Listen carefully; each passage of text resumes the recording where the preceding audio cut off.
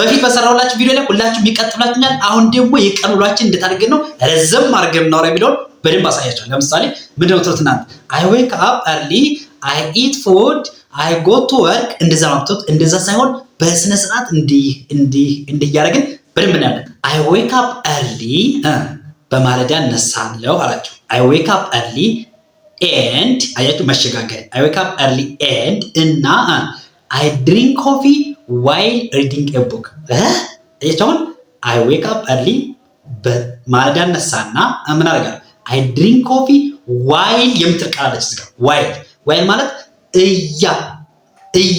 አያችሁ I drink coffee while reading a book መጽሐፍ እያነበብኩ ቡና እጠጣለሁ።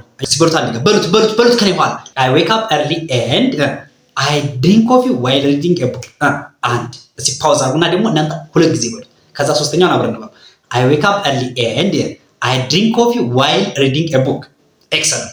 አሁን ደግሞ ሰፋ እናድርግ። ለምንድነው ቡና የምትጠጡት? ለምንድነው መጽሐፍ የምታነቡት?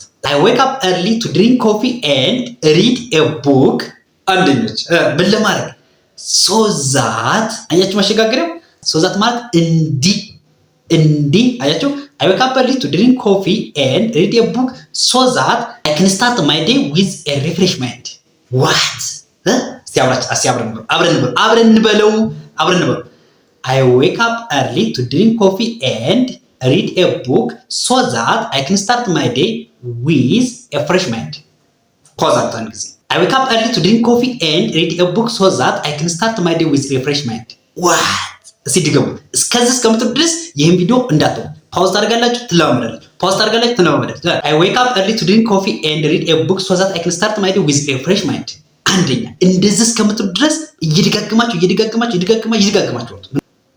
ቀኔም አዲስ መንፈስ ወይም በንቁ አእምሮ መጀመር እንድችል ጠዋት በማለዳ ተነስቼ ቡና እየጠጣሁ መጽሐፍ አነባለሁ። ሁላችሁም ገብታችሁ ኮሜንት ላይ ጻፉት። ቀጣይ እንድሰራላችሁ የምትፈልጉትን ኮሜንት ላይ አስቀምጡልኝ።